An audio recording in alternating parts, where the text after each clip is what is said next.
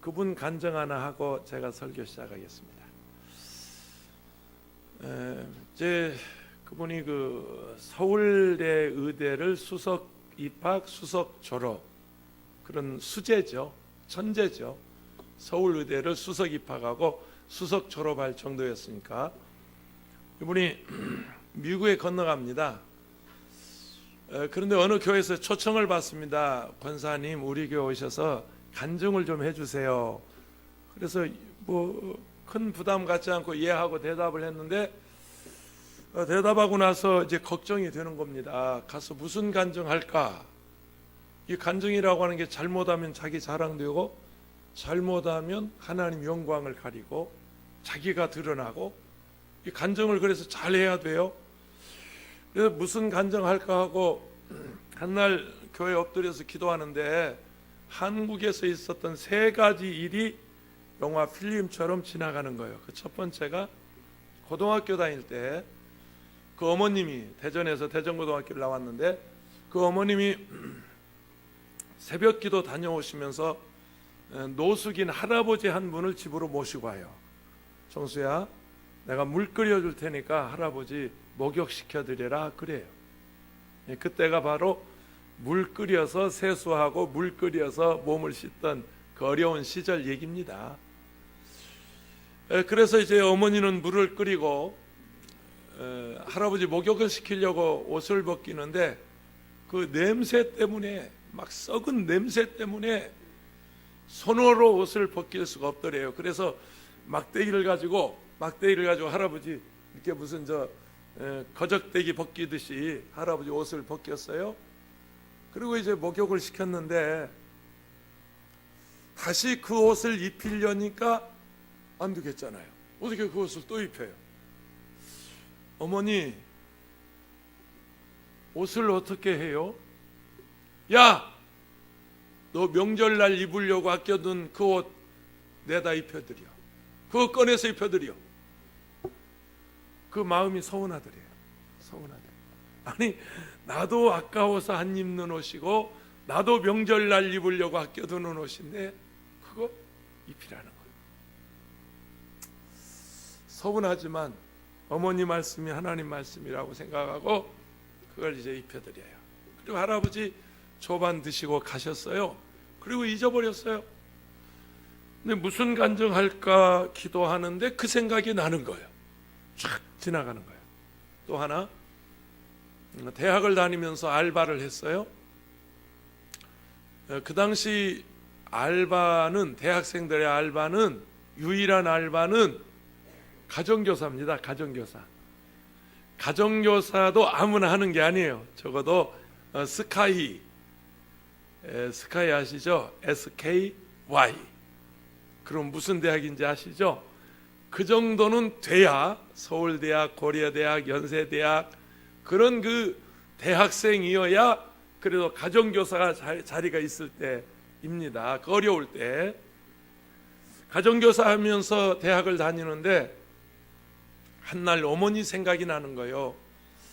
시골에서 고생만 하시는 어머니, 이번 주말에 가서 맛있는 것 좀 사드려야 되겠다. 그때 가정교사 월급이 얼마였냐면 부잣집이면 한 30만 원 받았어요. 제가 기억해요. 왜냐하면 우리 또래고 우리 나이에 모두 그렇게 살아왔기 때문에. 그리고 이제 좀 변두리, 좀 멀리 떨어졌거나 그런 데는 뭐 25만 원, 30만 원 이렇게 받았어요.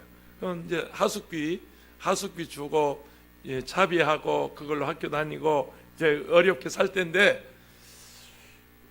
돈 몇만 원을 하숙비를 주고 남겨놓고 이번 주말에 가서 어머니 맛있는 거 사드려야 되겠다. 그리고 이제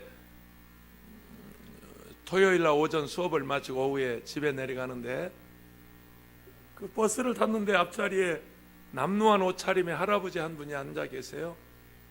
근데 그 할아버지를 보는 순간 가슴이 콩당콩당 뛰는 거예요. 왜냐하면 어려운 사람 도와줘야 하는데, 어려서부터 그 어머니에게서 그런 걸 배웠기 때문에 그 생각이 드는 거예요.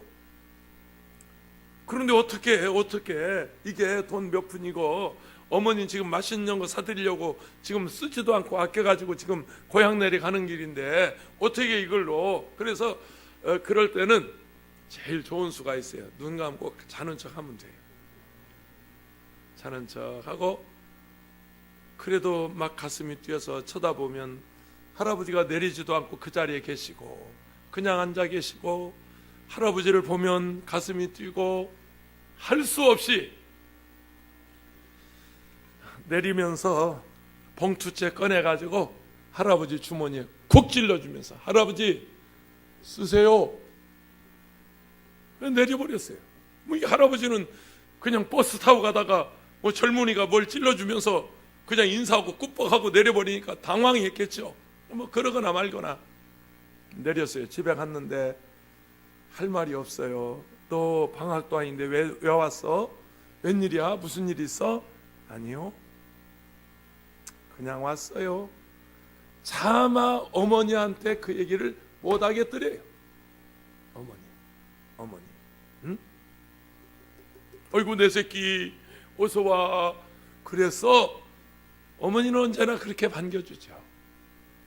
저희 어머니가 올해 99세입니다. 며칠 전에 생일 했는데요, 밤에 새벽이고 2시고 1시고 절약 끝나고 하여튼 뭐 언제든지 오면 내가 새벽에 나오면서는 문안을 못 드리지만 들어가서는 주무시거나 말거나 또 그냥 어머니 방에서 불 켜고 뭐 주무셔도 상관없어요. 어머니 다녀왔습니다. 주무시다 어떤 데 누구요? 목사예요. 왔어? 어디 갔다 왔어? 교회 갔다 왔지요. 밥은 먹었어? 새벽에도 일어나서 밥 먹었냐고 물어봐요. 주무시다가도 일어나서 밥 먹었냐고 물어봐요. 어머니 밥은 먹었어? 아 먹었어요. 어서 불 끄고 가서 자. 우리 어머니 지금도 그러십니다. 여러분 어머니 계세요? 우리는 어머니가 10남매를 낳습니다. 10남매. 우리 장인어른도 10남매 낳습니다. 그 우리는 10남매 정도는 돼야 서로 거래가 됩니다. 그러니 뭐 시골에서 먹을 게 있었겠어요? 얼마나 어려웠겠어요? 저 국수 삶으면 건더기는 다 건져서 새끼들 주고 어머니는 국물만 마시면서 나는 배부르다 그러셨어요. 수제비 밀가루 반죽해서 수제비 끓이잖아. 건더기는 새끼들 다 건져주고 어머니 입에 들어갈 게 없어. 나는 배부르다. 우리 어머니 그러셨어요. 생선 대가리가 맛있단다. 여러분 생선 대가리가 맛있다는 말 들어봤어요? 어두일미, 어두별미. 이 양반들이 생선 대가리를 안 먹어봤구만. 생선은요 배때기가 제일 맛있어요. 제가 한 번은 전라남도 광주 가서 부흥회하고 올라왔는데 거기서 굴비를 사줬어요. 그래서 이제 집에 가지고 왔는데 주일날 저녁에 집사람이 이만한 거 2마리를 구워서 내놓았어요. 그래 이제 가족들이 앉아서 애들하고 앉아서 식사기도 하고 눈 떠보니까 글쎄 어머니가 그 맛있는 생선 대가리를 다 잘라갔어. 참을 수가 있어야지. 그래서 그날은 기도하고 어머니 앞에 있는 조기 대가리, 생선 대가리 가져오면서 제가 뭐라고 한 줄 아세요? 어머니, 저도 생선 대가리 맛 압니다. 그때 우리 어머니 눈에 눈물이 글썽해지더라.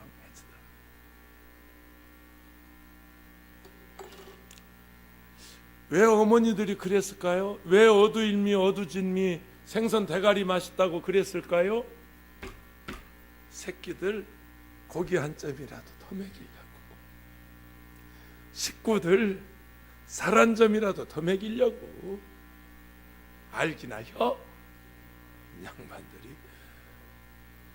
나는 고기 먹을 줄 모른다?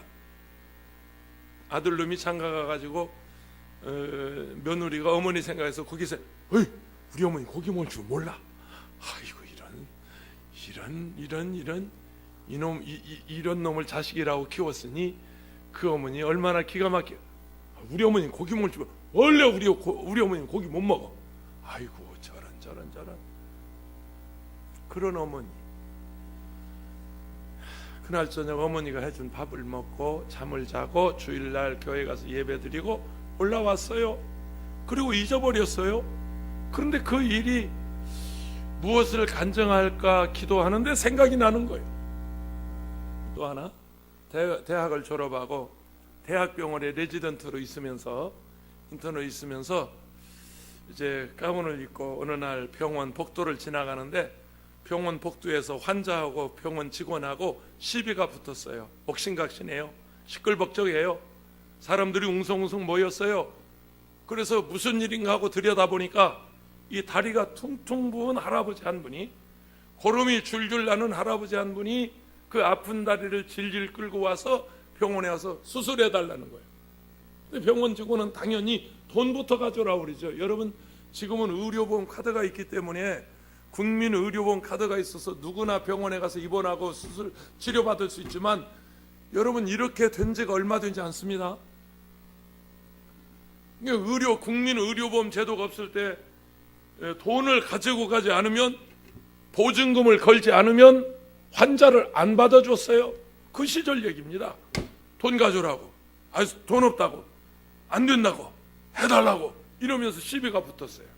그걸 쳐다보다가 병원 직원한테 이렇게 옆구리를 찌르면서 저 할아버지 수술해주고 제 월급에서 까세요. 그래, 제 월급에서 까세요. 그렇게 말하고 그냥 갔어요. 그리고 잊어버렸어요. 다 잊어버렸어요. 근데 미국 가서 무슨 간증할까 하고 기도하는데 그 세 가지 일이 생각나는 거예요. 그 노숙인 할아버지, 버스에서 만났던 할아버지, 병원 복도에서 만났던 그 할아버지, 그 세 가지 사건이 이렇게 영화 필름처럼 떠오르면서 하늘에서 음성이 들리는데 주님이 그러시더래요. 정수야, 그때 그게 나였었다. 그때 그게 나였었다. 고마웠다. 참 고마웠었다. 주님이 그날 저녁 얼마나 울었는지 모른답니다. 펑펑 울었답니다. 주님인 줄 알았으면 더 잘해드릴 걸, 더 좀 잘해드릴 걸.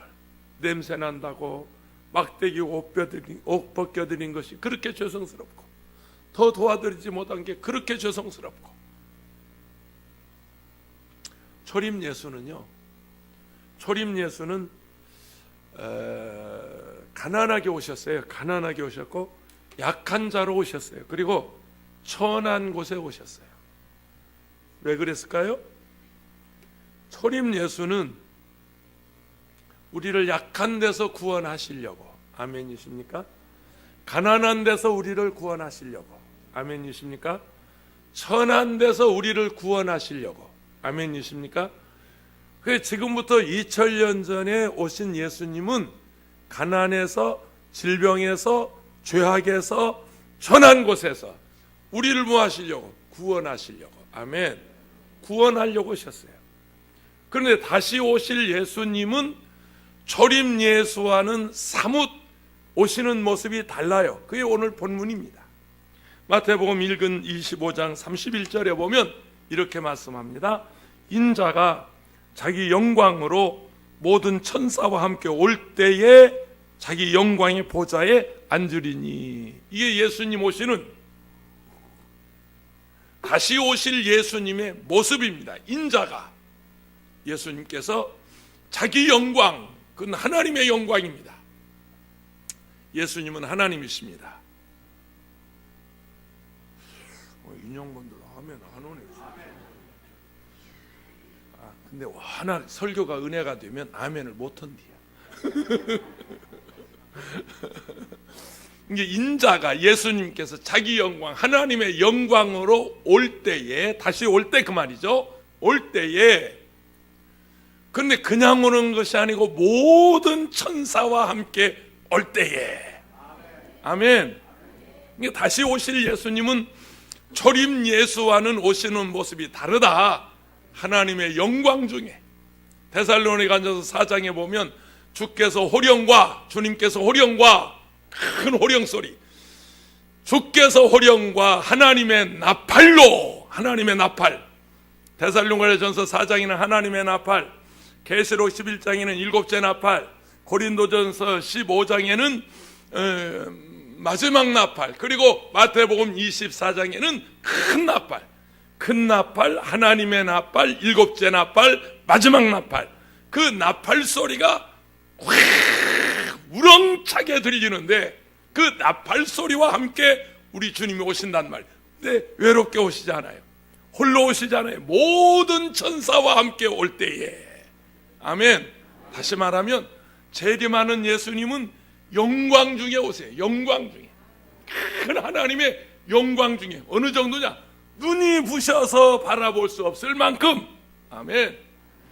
너무나 영광스러워서 우리가 고개를 들 수 없을 만큼 우리 주님이 그렇게 오신단 말이에요. 할렐루야. 큰 영광으로 오세요. 그런데 오셔서 어떤 일을 하시냐면 자기 영광의 보좌에 앉으리니, 자기 영광의 보좌에 앉으리니, 그 영광의 보좌가 어떤 보좌냐면 요한계시록 20장 11절에서 15절에 보면 그 보좌가 이렇게 돼 있어요. 요한계시록 20장 11절에서 15절까지 한번 여러분 보세요. 성경을 보세요. 아주 계시록 20장 11절에서 15절까지인데요. 크고 흰 보좌가 나옵니다. 크고 흰 보좌, 그게 소위 말하는 백보좌를 말합니다. 요한계시록 20장 11절에 또 내가 크고 흰 보좌와 그 위에 앉으신 이를 보니 땅과 하늘이 그 앞에 피하여 간데 없더라. 또 내가 보니 죽은 자들이 큰 자나 작은 자나 그 보좌 앞에 서 있는데 책들이 펴 있고 또 다른 책이 펴졌으니 곧 생명책이라. 죽은 자들이 자기 행위를 따라 책들에 기록된 대로 심판을 받으니 바다가 그 가운데서 죽은 자들을 내주고 또 사망과 음부도 그 가운데서 죽은 자들을 내주며 각 사람이 자기 행위대로 심판을 받고 사망과 음부도 불못에 던져지니 이것은 곧 둘째 사망이라고 불못이라. 누구든지 생명책에 기록되지 못한 자는 불못에 던지지더라. 다시 오실 예수님이 오시는 목적이 있는데 영광의 보좌에 앉으세요. 그리고 물온대소하고 모든 억조 찬생 인생들을 거기서 이제 심판하시는 거예요.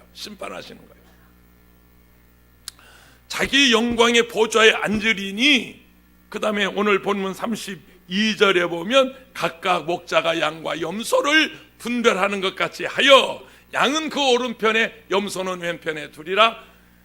임금이 그 오른편에 있는 자들이 이르시되 내게 아버지께 복받을 자들이여 나와 창세로부터 너희를 위하여 예비된 나라를 상속받으라. 할렐루야. 할렐루야. 이게 오늘 본문의 내용이에요. 그러니까 오늘 이 마태복음 25장 31절에서 34절까지는 재림하시는 예수님께서 오셔서 심판하실 때, 간단해요. 결론 내릴게요. 오른편에 앉을 자가 있고 왼편에 앉을 자가 있고 양과 같은 신자가 있고 염소 같은 신자가 있을 것이다. 그 오른편에 앉은 자들에게 이르시되 내 아버지께 복받을 자들이여 나와 창세로부터 너희를 위하여 예비된 나라, 그 나라가 하늘나라. 아멘. 그 나라가 천국. 아멘이십니까? 그 나라를 상속받으라 그랬어요.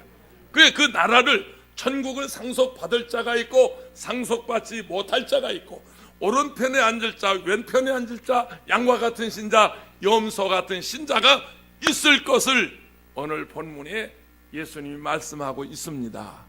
이해가 되시나요? 그러면 그날에 주께서 심판하실 때 잘했다 칭찬하리니 이러한 상급 받도록라를 상속받을 자가 누군가? 이게 오늘 본문이 우리에게 하시는 말씀입니다. 한번 옆에 계신 분하고 물어볼래요? 당신은 오른편에 앉을 것 같아? 왼편에 앉을 것 같아? 한번 물어봐요. 살짝 물어봐요. 살짝 물어봐요. 예? 어느 쪽에 앉을 것 같다고 그래요? 오른쪽. 그렇구나. 몰랐네.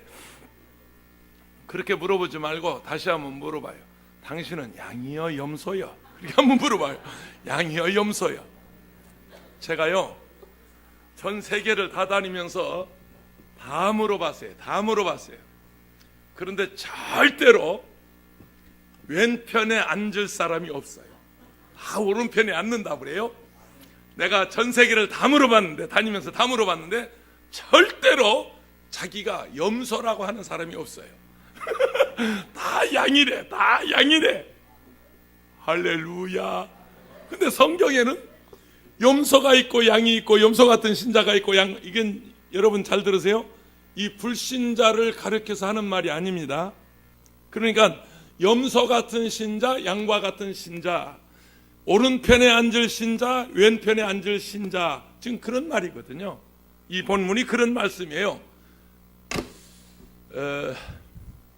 저는 청평 강남금식기도원에 이제 개척해가지고 최자실 목사님 살아계실 때 우리 김성광 목사님과 함께 강남금식기도를 개척해서 참 어렵게 개척했죠. 그 우사를 사가지고 지금 뭐 커졌습니다마는 우사를 사가지고 배 타고 건너다니면서 길을 내고 그 뭐 비포장도로 막 푹푹 빠져가면서 거기다 지금 기도원을 세워서 지금은 뭐 다 포장이 돼서 오고 가기 편안합니다마는 그때는 그랬었습니다. 기도원을 세워놓고 참 기도원을 지키고 있는데 청주에서 목회하는 제 동창 목사가 한날 염소 한 쌍을 보내왔어요. 이거 키워가지고 원장님 약을 해드리라는 겁니다. 이 원장님 그러면 그 당시 최자실 목사님이십니다. 그래서 이제 염소 한 쌍을 데려왔는데 처음에는 이제 애미 염소, 새끼 염소 그렇게 해서 한 쌍을 보내왔어요. 근데 한 1년 키워놓으니까 애미도 애미 되고 새끼도 애미 되고 똑같이 커졌어요. 근데 어느 날 저희 기도원에 최 기사라고 하는 기사가 있었는데 그 기사가 내게 오더니 목사님 오늘 저하고 점심 내기 좀 해요 이러는 거예요. 아니 무슨 점심 내기를 하냐? 야 사달라고 그러든지 네가 사주든지 그래야지 목사님하고 무슨 내기를 해? 그런데 아니요 목사님 힘이 좋으시니까 저기 뭐 이제 바로 공간 앞에 염소를 매놓았으니까 저기 염소 주둥아리를 땅에 한번 대보세요. 나는 희한 동골납작한 내기를 다 했습니다. 아니 그 이제 우리가 생각할 때 그 네 발로 기어다니는 짐승 그까짓 거 가서 발로 확 밟아버려도 주둥아리가 땅에 댈 것 같고 아니 발로 밟을 것도 없어 손으로 확 눌러버려도 그 주둥아리가 땅에 닿을 것 같은데 저 기사가 그걸 조건으로 하고 나와들어 점심 내기를 하자는 거예요. 목사님 힘이 좋으시니까 그 한번 주둥아리를 땅에 대기만 해도 자기는 점심 사주겠대. 참 그래서 참 별난 내기 다 있다. 그래 끌고 와라. 자존심도 있고 그래서 염소를 끌고 왔어요. 잡을 때가 마땅하지 않아서 뿔을 잡았어요. 염소 뿔을 있잖아요. 뿔을 딱 잡고 있는 힘을 다해서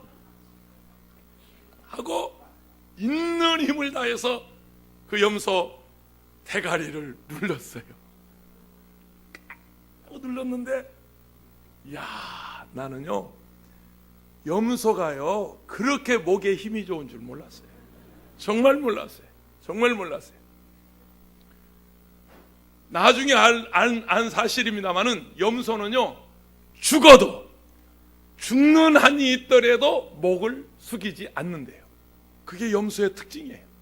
그래서 이제 몇 번 테스트 해보다가 안 돼서 기사하고 나하고 둘이 덤벼서 염소 목을 꺾으려고 있는 힘을 다해서 눌렀는데 그래도 안 돼요. 장정 둘이 덤벼도 염소 목을 못 꺾었어요. 나중에 벌러덩 넣어버려요. 벌러덩 넣어서 그냥 차라리 내 목을 따라 그러고 염소가 버티는데요. 제가 그거 테스트 해보고 나서 교회 안에서 염소 같은 신자가 누군가 했더니 목에 힘주는 놈이구나. 자, 옆에 계신 분하고 목에 힘 빼요. 절대로 염소는 목을 숙이지 않아요. 그거 테스트 해봤어요. 또 하나, 염소 메어놓은 자리는요, 염소가 얼마나 인색하냐면 잔디 뿌리도 안 남습니다.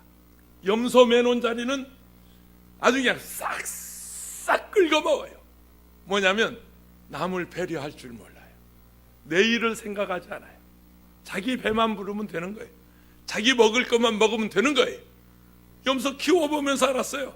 그래서 염소 메어놓은 자리는 아주 뭐 번질번질해요. 번질번질. 잔디 뿌리도 없어요. 다 캐먹어요. 다 씹어먹어요. 그게 염소예요. 인색해요. 또 하나, 염소는 아무나 가서 받아요. 주인도 없어요. 주인 몰라봐요. 애들이고 어른이고 몰라요. 그냥 심술 나면 아무나 가서 받아. 심술 나면 가서 받아. 그게 염소요. 또 하나, 염소. 내가 염소 키워본 사람이니까, 염소는 반드시 이 목에 줄을 달고 앞에서 끌고 가야 따라옵니다. 앞에서 끌어야 따라오는 게 염소인데, 그냥 졸졸졸졸졸 따라만 와도 누가 무슨 얘기 하겠어요. 근데 이놈이 따라오다가 한 번씩 힘을 줘.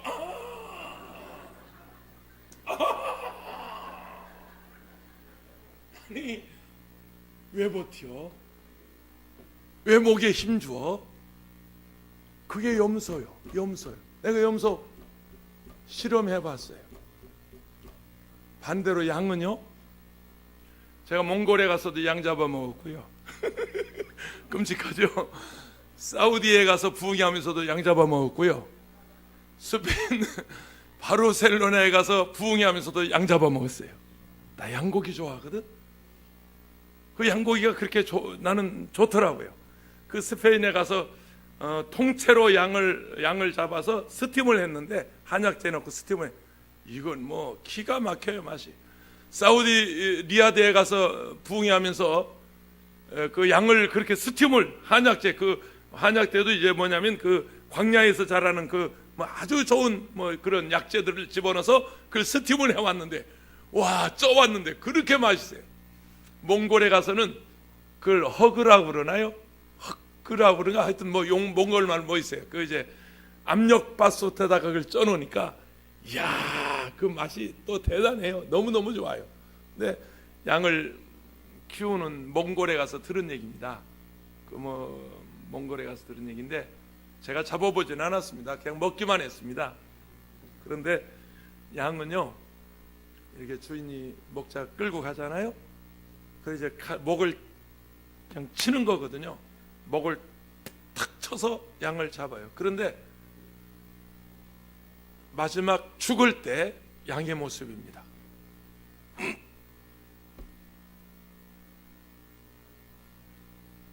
힘 한 번 주고 그냥 목이 톡 떨어진대요. 소리를 지르지 않는데요. 버티지를 않는데요. 안 죽겠다고 몸부림치지도 않는데요. 죽으러 가는 줄 뻔히 알면서 양을 끌고 가서 목을 치르는 순간에 목을 탁 치면 힘 한번 물끈 주고 목이 턱 떨어져 나간대요. 죽을 때까지 그렇게 순종을 한대요. 죽을 때까지 그렇게 복종을 한대요. 말 한마디 안 하는데, 소리 한 번 안 지른대요. 못 가겠다고 버티지도 않는데요. 그게 양이에요. 양이에요. 그 양은 제가 저 시골 고향에서 전라북도 김제가 제 고향인데, 산양을 키우는 우리 사돈댁이 있었습니다. 그게 목장집이라고 그랬어요. 산양을 키워가지고 이렇게 키가 커다란 그 저 우유통이 덜렁덜렁한 양반들이 하나 그런 그 산양을 키워서 양 젖을 짜가지고 그걸 이제 가공해서 집집마다 배달하는 목장집이 저희 사돈집이었습니다. 한 번은 어렸을 때 그 목장집에 사돈댁에 갔는데, 양들이 이제 우리 안에 우글우글해요. 우글우글. 그렇게 많지는 않았대요. 몇백 마리 되지 않고 몇십 마리 이제 젖자는 양들이 있었어요. 그런데 이제 어린 마음에 그걸 호기심이 있어서 양들하고 이제 양들을 보고 있는데, 우리 안에 있는 양 보고 있는데, 우리 사돈 영감이 오시더니 그 양들을 향해서 이름을 불러요. 전배기 하고 부르니까, 아니 그 많은 양들 중에서 전배기가요, 전백 그리고 기어나와요. 나는 지금도 어렸을 때 그게 너무 신기했어요. 아니 어떻게 자기 이름을 아냐고요. 얼룩이 그러니까 얼룩 그리고 또 얼룩이가 나와요. 그래, 양마다 자기 이름이 있어요.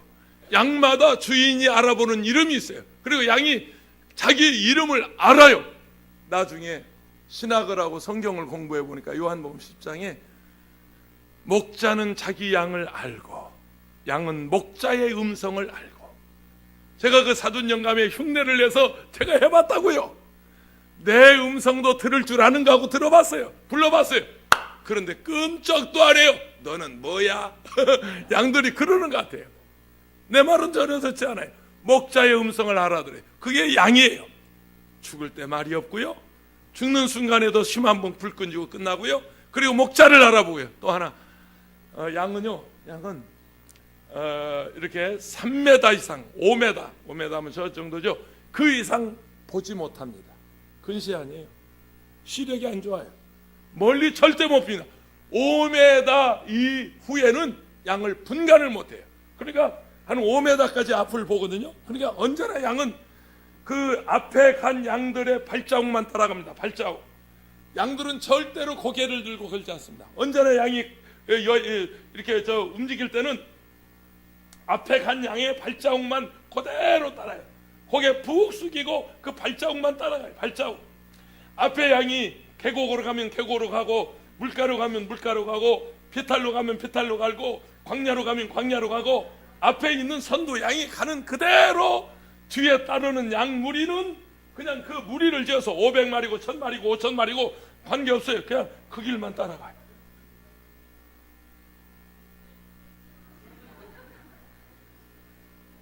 그게 양이에요. 그게 양이에요. 그래서 이 선두양, 앞에서 리드하는 양을 선두양이라고 그러는데, 선두양이 계곡으로 가면 나머지도 다 계곡으로 와요. 선두양이 비탈로 가면 다 비탈로 와요. 선두양이 물가로 가면 다 물가로 와요. 그 선두양을 그대로 따라가요. 그게 양이에요. 그럼 교회에서 선두양이 누구예요? 장로님들이지. 교회에서 선두양이 누구예요? 권사님들이지. 교회에서 선두양이 누구예요? 남선교회 선교회장이지. 교회에서 선두양이 누구예요? 조장 부역장이지. 나머지 성도들은 그대로 따라갑니다. 저는 교회에서 1부 예배, 3부 예배 제가 설교하는데요, 1부 예배는 우리 중직들이 다 나옵니다.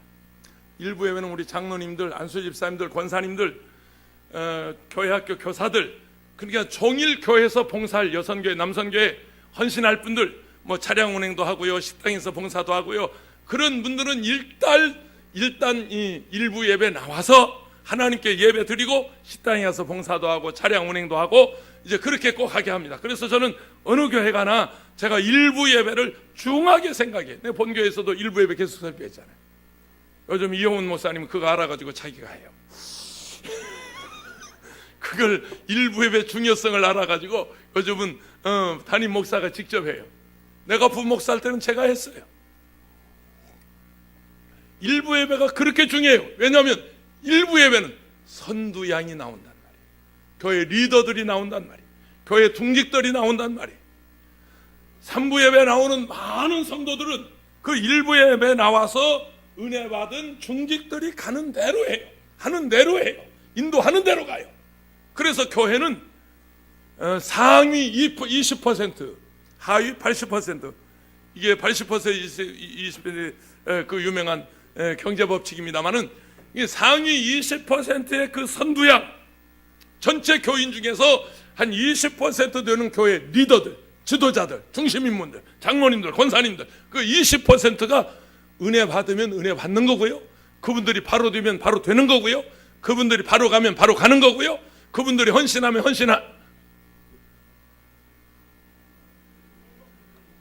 아멘 안 하면 설교 안 해. 아멘도 안 하는 설교 내가 해. 아멘. 그러니까 교회 그 상위 20%가 그렇게 소중하단 말이에요. 그분들이 끌고 가는 대로 교회는 가게 돼 있어요. 여러분들이 내가 감동하는 것은 내가 와서 이 교회 강단에 서면서 내가 마음이 울컥해져, 내 가슴이 멍멍해지는 것은 제 목사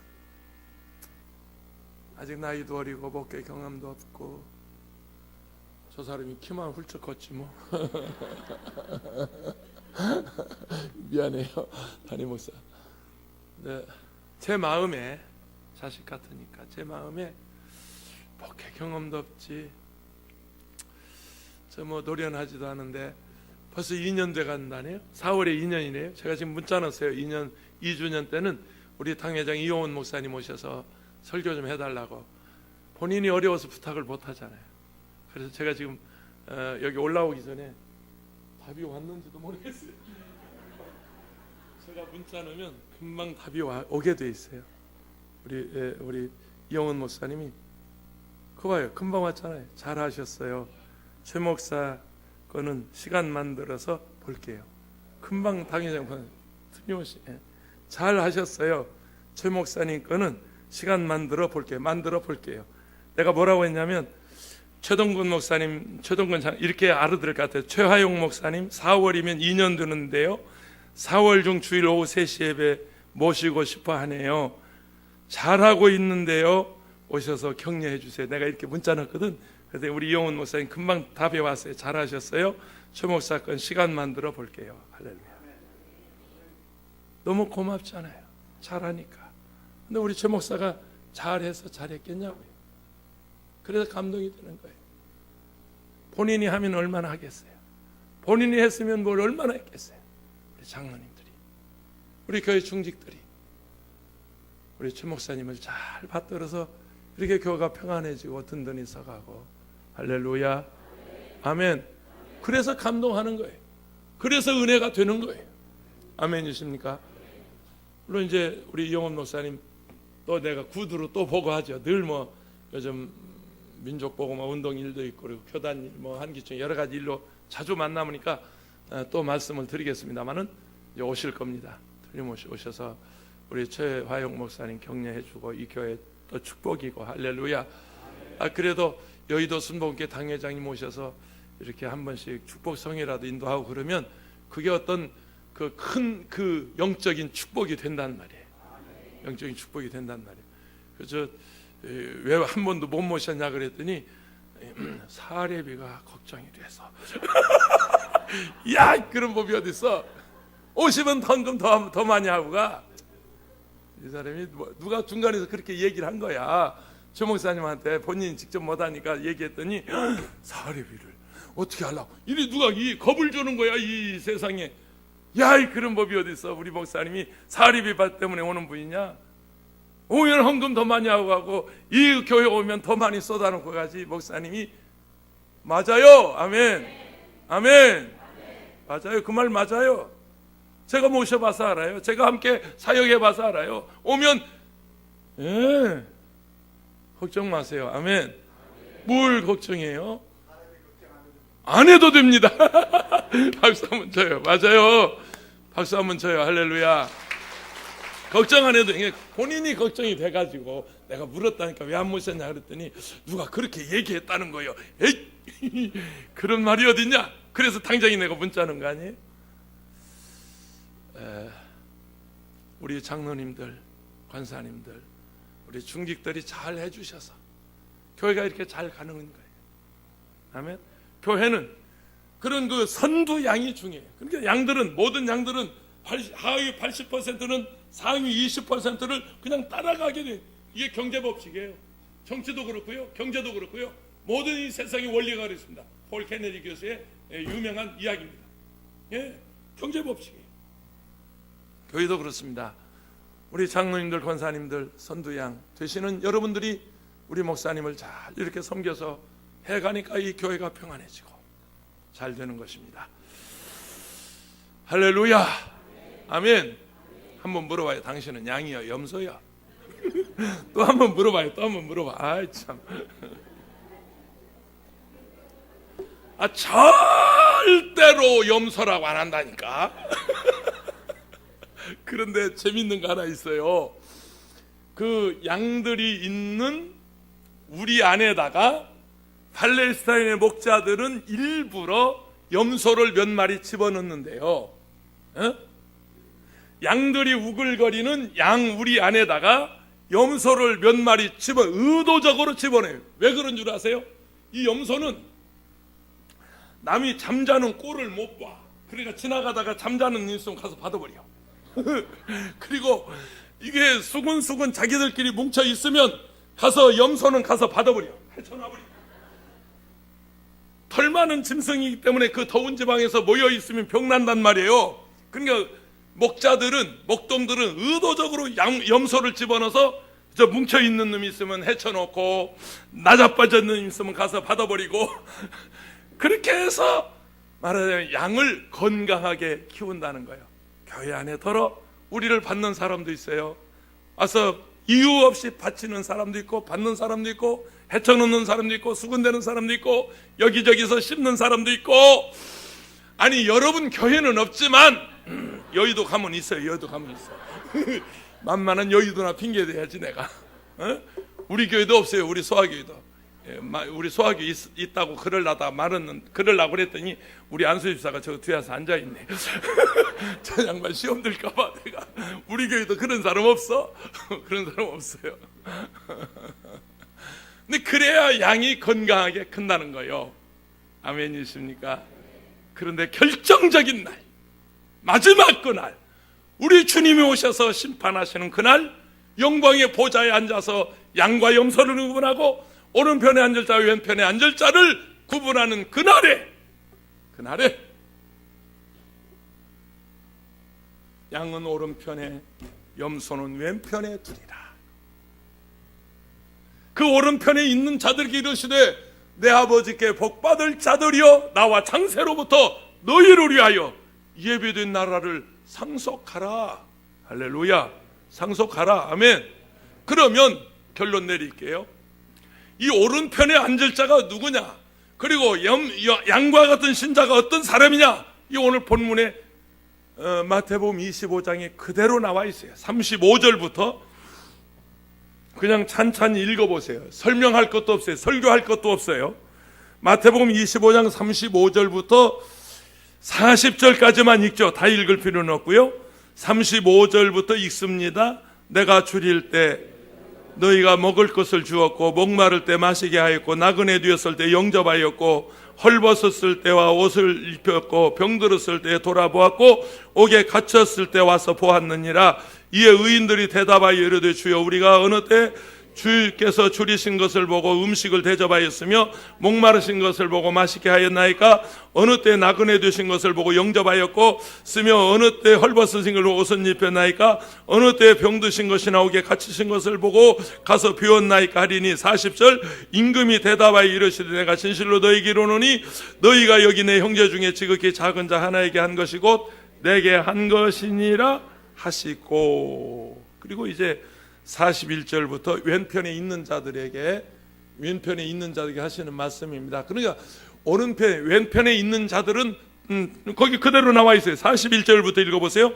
또 왼편에 있는 자들에게 이르시되 저주를 받은 자들아 나를 떠나 마귀와 그 사자들을 위하여 예비된 영원한 불에 들어가라. 내가 줄일 때 너희가 먹을 것을 주지 아니었고 목마를 때 마시게 하지 아니하였고 나그네 됐을 때 영접하지 아니하였고 헐벗을 때와 옷 입히지 아니하였고 병들었을 때와 옥에 갇혔을 때 돌아보지 아니하였느니라 하시니. 그들도 대답하여 이르되 주여 우리가 어느 때 주께서 줄이신 것이나 목마르신 것이나 나그네 되신 것이나 헐벗은 것을 보고 병드신 것이나 옥에 갇히신 것을 보고 공양하지 아니하더이까. 46절 이에 임금이 대답하여 이르시되 내가 진실로 너희에게 이르노니 이 저극히 작은 자 하나에게 하지 아니한 것이 곧 내게 하지 아니한 것이니라 하시리니. 그러니까 보세요. 여기 지극히 이 본문 해석할 거 없어요. 여기 예수님이 말씀하신 지극히 작은 자가 누구냐 하는 것만 우리가 알면 돼요. 지극히 작은 자 하나에게 한 것이 곧 내게 한 것이고 지극히 작은 자 하나에게 하지 아니한 것이 곧 내게 하지 아니한 것이다. 그러면 성경에서 말하는 여기 지극히 작은 자가 누구냐? 병들었을 때 가서 보아야 되고, 옥에 갇혔을 때 와서 봐야 되고, 또 나그네 되었을 때 영접해야 되고, 목마를 때 가서 물을 대접해야 되고, 배고플 때 가서 음식을 대접해야 하는 그 지극히 작은 자가 누구냐? 자 보세요. 여기입니다. 여기. 멀리 가서 이방 사람 구원하지 못하되 내 집 근처 다니면서 건질 죄인 많도다. 아프리카에 가서 아니요, 그 말 아니에요. 여기입니다. 저 인도네시아 가서, 산족에 가서, 필리핀 저 아이따족 산족에 들어가서, 산속에 들어가서, 물론 거기도 작은 자예요. 아프리카 헐벗고 굶주린 사람도 작은 자요. 필리핀의 아이따족 산족들도 작은 자요.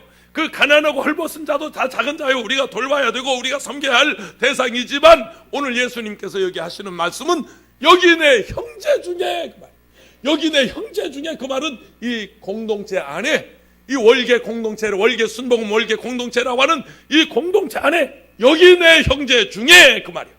아멘이십니까? 아멘이십니까? 그 사람이 누구예요? 그 적은 자가 누구예요? 우리 공동체 안에 가난한 사람일 수도 있고, 병든 사람일 수도 있고, 헐벗은 사람일 수도 있고, 그 사람이 나이가 많든지 적든지 우리의 도움이 필요한, 우리가 섬겨야 할, 마치 주님을 섬기듯이 섬겨야 할, 믿으시면 아멘 합시다. 아멘. 교회는 뭡니까? 교회는 섬기는 곳입니다.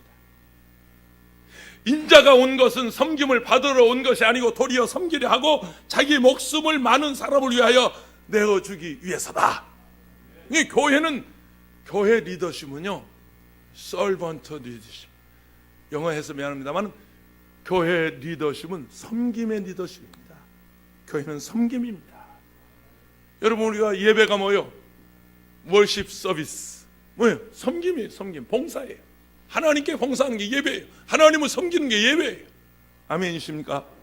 그러면 눈에 보이지 않는 하나님을 섬기는 방법이 무엇이냐? 여기 내 형제 중에 지극히 작은 자 하나에게 한 것이 곧 내게 한 것이다. 할렐루야. 여기 내 형제 중에 지극히 작은 자 하나에게 하지 아니한 것이 내게 하지 아니한 것이다. 그러니까 주님을 섬기는 방법, 주님을 섬기는 그 모습이 어떤 것이냐? 이 공동체 안에 지극히 작은 자, 지극히 작은 자 하나에게 한 것이 곧 주님에게 한 것이다. 할렐루야. 할렐루야. 저는 여의도 순복음께서 1968년도부터 제가 자란 사람입니다. 우리 이용훈 목사님이 나보다 4년 먼저 왔습니다. 1964년도부터 어렸을 때 이용훈 목사님 부모님을 따라서, 조부 할머니 할아버지를 따라서 여의도 순복음교회가 서대문 노타리 있을 때 왔고, 나는 1968년도부터 제가 서대문에 있는 여의도 순복음교회를 나가기 시작했습니다. 내가 한 60년도부터 나왔으면 내가 당회장 될 건데 내가 4년 늦어가지고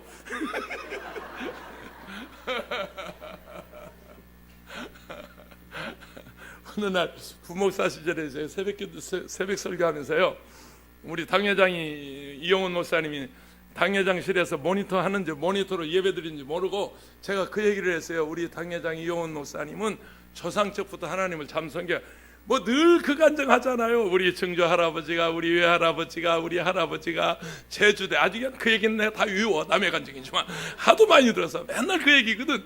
그 조상들이 그렇게 하나님을 잘 섬겼다. 그래서 내가 이렇게 복을 받다, 우리가 이렇게 복을 받다, 그 얘기했어요. 제가 그 얘기를 그대로 했어요.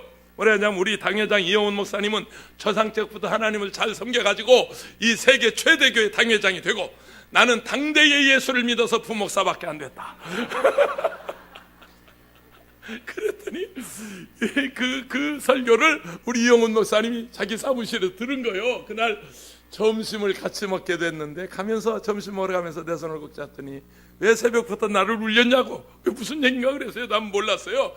아니 왜 새벽부터 나를 울렸냐고, 무슨 얘기입니까? 그랬더니 본인이 그 말에 은혜를 받았대요.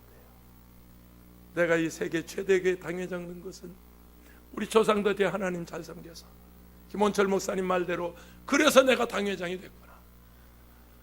김원철 목사가 조상들이 하나님을 더 잘 섬겼으면 내가 부목사하고 김원철 목사 당회장 될 뻔했는데, 그냥 내가 지어낸 말이고 그 내가 하는 말이고, 그 말에 그렇게 은혜를 받았대요. 그래서 이게 울었대요. 지극히 작은 자가 누구냐? 지금 그 얘기예요. 포인트는 그거예요. 오늘 본문의 핵심이 그거예요. 내가 섬겨야 할 지극히 작은 자, 내가 돌봐야 할 지극히 작은 자, 내가 먹을 것을 대접하고 물을 갖다 대접하고 옷을 입혀야 되고 가서 돌아봐야 할 지극히 작은 자가 누구냐?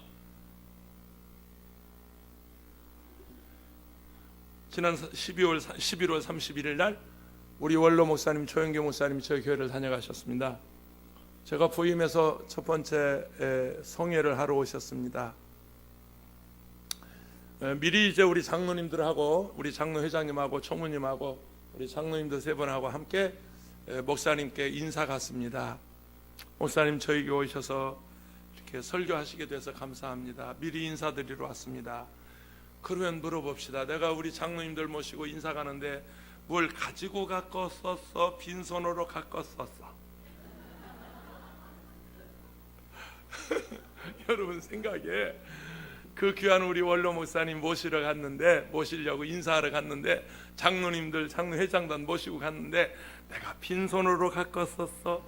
뭘 준비해가지고 갖고 썼어? 저는 단 한 번도 우리 목사님 찾아보면서 빈손으로 간 적이 없어요. 정말이에요. 어려울 때도 힘들 때도 내가 있을 때도 없을 때도 보고하러 가거나 결제 받으러 가거나 목사님 인사 가거나 뭐 생일 때든지 명절 때든지 우리 목사님 찾아뵈면서 단 한 번도, 차라리 뭘 못 가져가면 서류 비서실에 놓고 나와요. 왜냐면 곤란하잖아. 그렇게 해서 결제 받은 적이 있지만 목사님 찾아보면서 인사 간 적이 없어요. 그런데 놀라운 것은, 더 놀라운 것은 기가 막힌 일이에요. 빅뉴스. 우리 목사님이 단 한 번도 거절한 적이 없어요.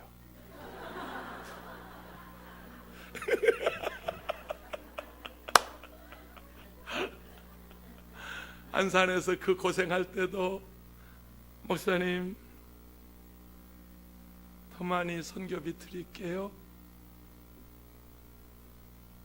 선교비 가져가요. 그런데 야, 너도 어려운데 이놈아 너나 써라.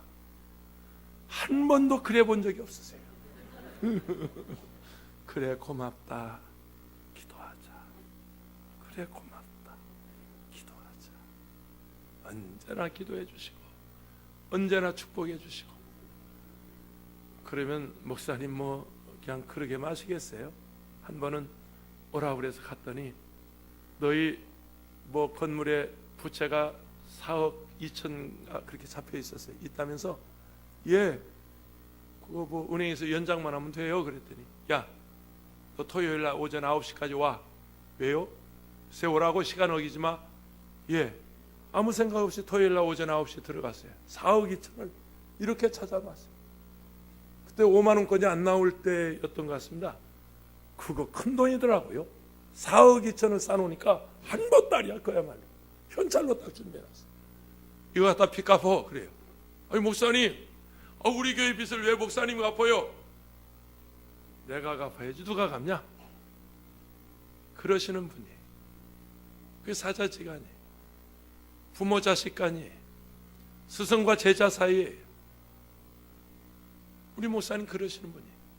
그런데 단 한 번도 가지고 가서 너나 써라 그런 적은 없으세요.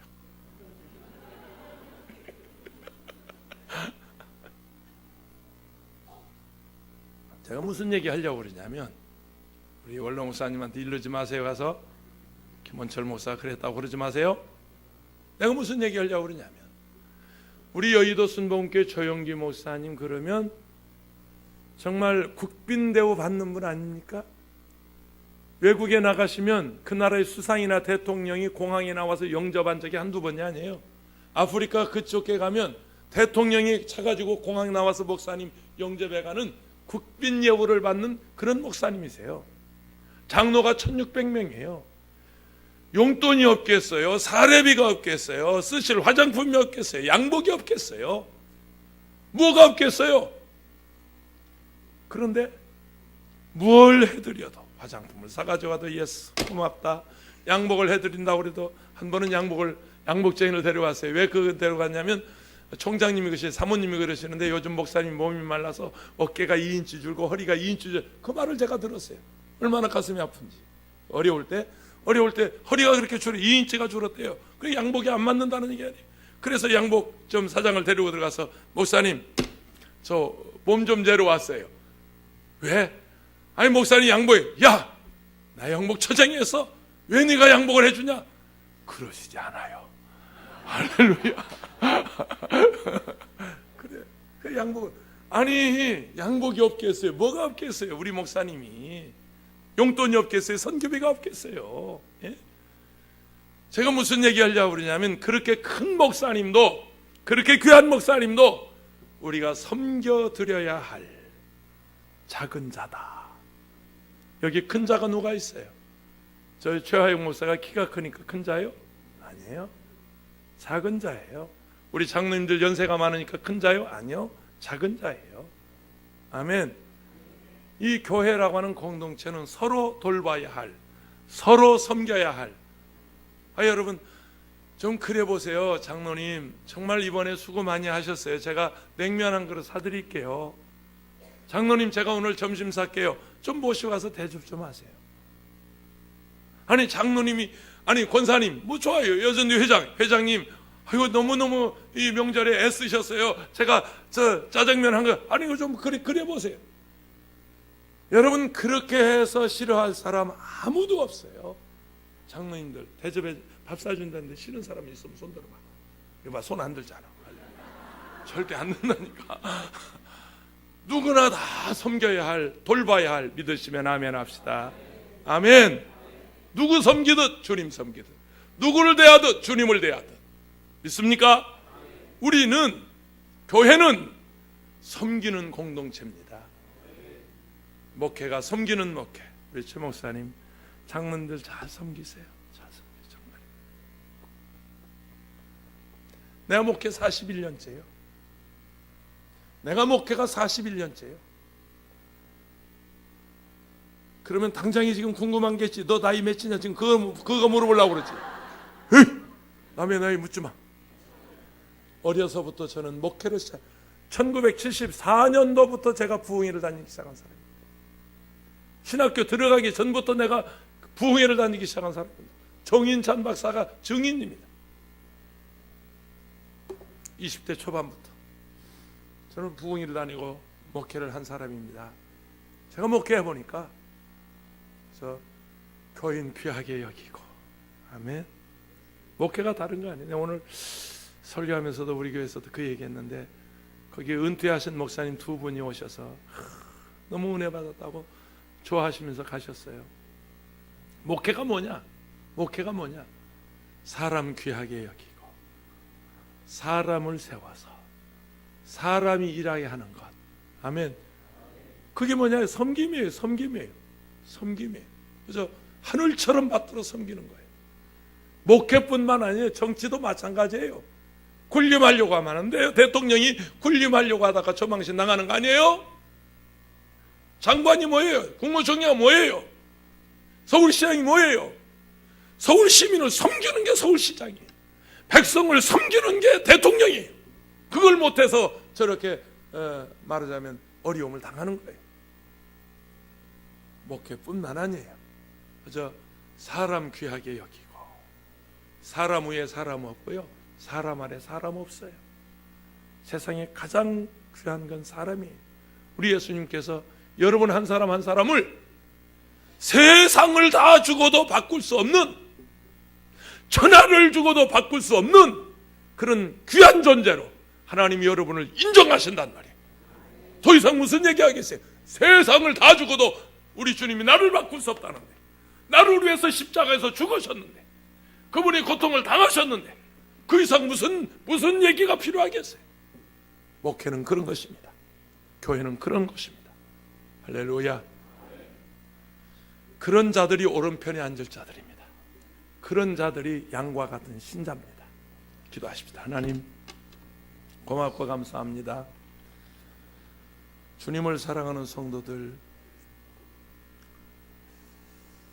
서로 존귀하게 여기고 서로 주님 대하듯 대하고 서로 주님 섬기듯 섬기는 섬김의 목회, 섬김이 있는 교회, 섬길 줄 아는 성도들, 섬길 줄 아는 장로님들, 섬길 줄 아는 목사님, 섬김이 있는 교회가 되게 하여 주옵소서.